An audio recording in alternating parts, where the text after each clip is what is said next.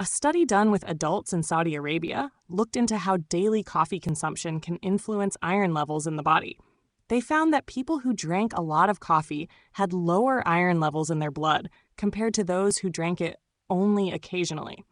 Coffee, especially when consumed in high amounts, can interfere with iron absorption, that mineral that helps keep your energy up. And there's more.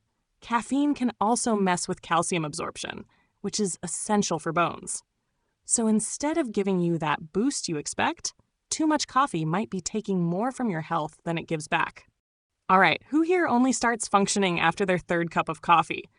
If you're in the coffee is life vibe, maybe it's time to stop and think, is coffee really giving you that boost, or is it just fooling you?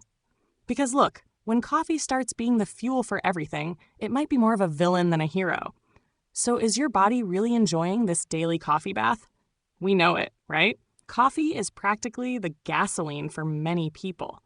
But listen, when you start drinking coffee as if it's water, maybe the problem isn't just a lack of energy.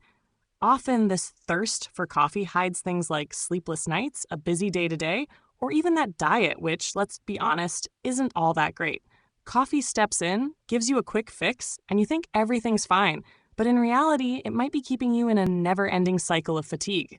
So, before you reach for another dose, let's understand what's really going on behind this tiredness. All right, but what does that mean in practice? Let's understand what's going on with all that coffee. When you start depending on caffeine to stay awake and alert, your body enters a weird cycle. Caffeine stimulates the nervous system, giving you that kick, but it also messes with hormones and your natural sleep rhythm. The result? You may feel more alert at first, but over time the quality of your sleep goes out the window. Then comes the constant fatigue, and guess what you reach for to fix it? More coffee.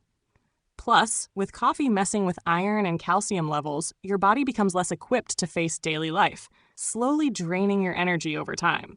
So basically, coffee, which was supposed to be your ally, starts acting like a traitor, leaving you more and more tired.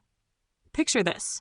You wake up feeling a bit sluggish, and you're already reaching for that first cup of coffee before you even know what's happening in your day. Then, mid-morning hits. You feel drowsy, and it's time for another dose. By lunch, you're counting the minutes to the next cup. By the end of the day, your body is tired, but your mind is running at 220 volts because of the caffeine. Guess what? Where's that peaceful sleep? It's gone. You wake up the next day and more coffee. This cycle may seem harmless, but it's keeping you trapped on a merry-go-round of fatigue and dependency. In the end, coffee becomes a mask for a bigger issue, and your natural energy, which should come from quality sleep and a balanced routine, starts taking a backseat. So, what can you do to break out of this cycle?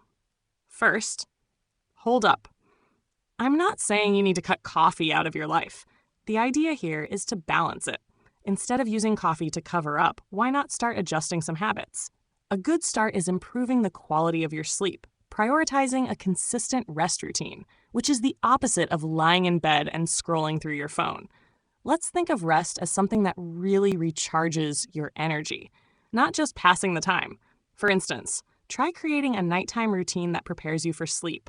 About 30 minutes before bed, dim the lights, avoid screens, and do something relaxing like listening to calming music, reading a book, or even practicing deep breathing.